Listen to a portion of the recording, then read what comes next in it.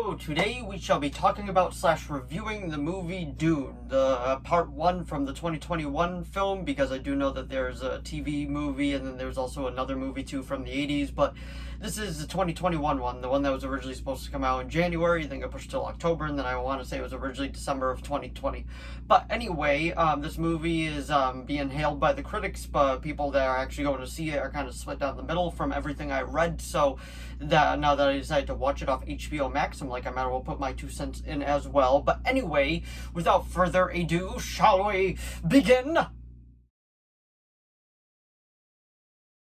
So, Dune.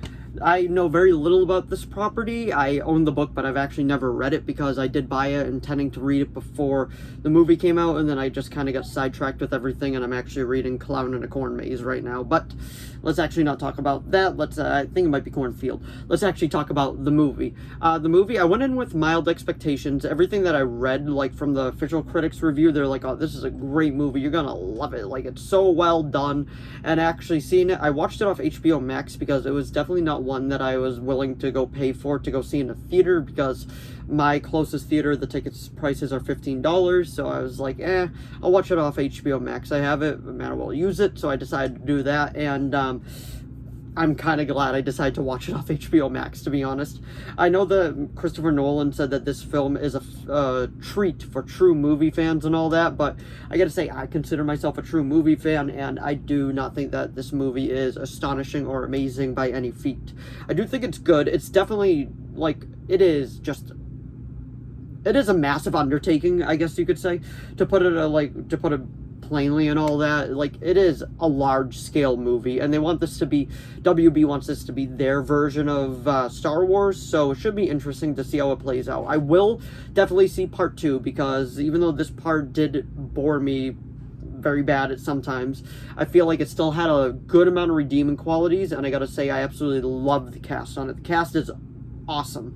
The acting is great. But if I'm going to give you my non-spoiler review of it, it's a visually stunning movie. It feels very much like an art house film to me at times, where it's more visuals than anything else. The story, I feel like, can either move super fast or at a snail's pace, depending on which way it's going, and for me, a good chunk of it was at a snail's pace. But this is just my review of it. Go see it for yourself to make your own opinion, because I've heard people absolutely love this film, and I've heard people actually find this film incredibly boring, while I am in that middle margin right there. I would probably say this is a solid 6 out of 10 for me. It is a bit of a longer film. It's 2 hours and 34 minutes, if I remember right. And knowing nothing about the property and going into it, I feel like it did drag on a little too long, but still nothing terrible. I've sat through boringer movies, so you take it as that. But anyway, that was my non-spoiler review of Dune. Now, let's actually get into my spoiler-filled review of Dune.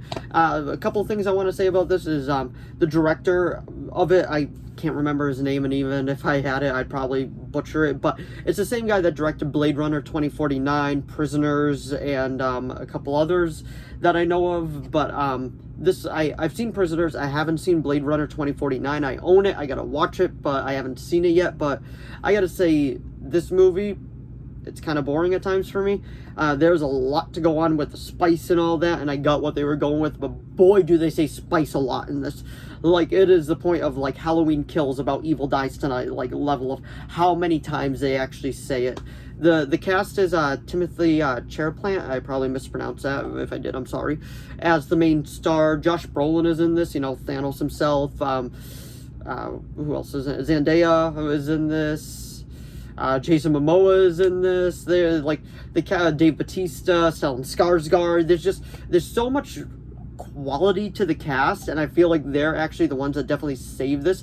I believe it's Rebecca Ferguson. That could be the wrong name, but it's her from Reminiscence with Hugh Jackman, which I did see that movie. I don't think I did a review video for, which, sorry, maybe I'll do it, but I wanted to do a review video of this because I did just finish it.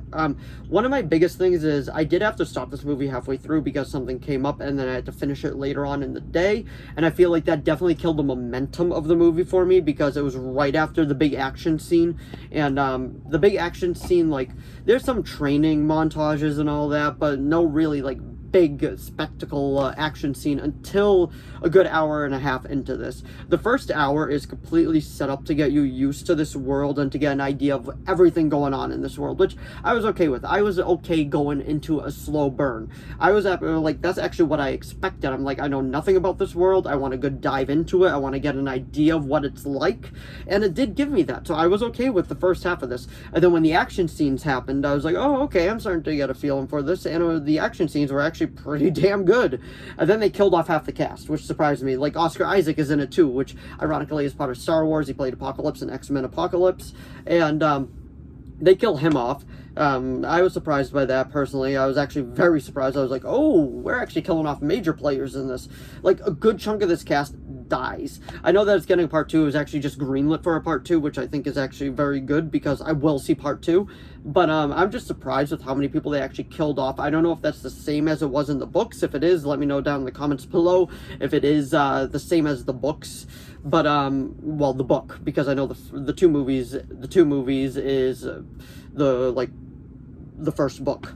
But anyway, it struck me more as an art house film. When the action came, I thought it was pretty good. The first half I was okay with. I was okay with the slow burn to get me introduced to this world, to fully get me, like, attached to these characters. And I got attached to some of them, and when other ones died, I kind of just was like, okay, I'm like, it wasn't a whole lot going for them anyway, at least for me personally. That's how I felt. But it's a positively good movie. Like, from a certain standpoint, like I said, I give it a 6 out of 10. I don't think the movie's terrible by any means. I just don't think it's that, like, that good either. Like, it's good, but it's not super good, if you know what I mean by that. And if you've seen my reviews here for other movies that I've done, so you know that a 6 out of 10, like, is a bit lower than what I usually give it, because I actually gave Halloween Kills a 7 out of 10, but this is, I don't know, just, like, there are parts of it that I felt like dragged on for far too long. Javier Bardem was also in this, and that scene after the big action scene, there was still a good 40 minutes to an hour left, and it was just a whole lot of nothing of them just tracking on in the desert, and I'm like, okay, why are we doing this? Like, I understand, why didn't we just have a quick montage of them getting there? Like, this is parts of it that felt like an art house film to me, and that's why I personally say, like, it felt like an art house film. Like, Mandy, the Mandy movie with Nicolas Cage, that was an art house film, so I kind of feel like this definitely was too. But, the score I really liked. I really liked the score. It was by Hans Zimmer. I know he's coming back to do the sequel. They just announced that, and I was like, yes. Like, Hans Zimmer does amazing scores. It was actually one of the things that stood out for me besides the visual effects. The visual effects are stunning in this. If there's one thing you're going to walk away with this movie, you're going to be like, the visual effects were perfect. But that is my review of Dune 2021. Like, it's a good movie. It's not a really good movie. It's in that middle margin for me. It's not great. It's not bad. Let me know what you thought of it down in the comments below. But anyway, that is my review of Dune. So if you enjoyed this video, please give it a like and a subscribe so I know to keep making more of these. If you have any video requests, please leave them down in the comments below. I'll do my best to reply. If you've seen Dune, let me know what you think of it down in the comments below.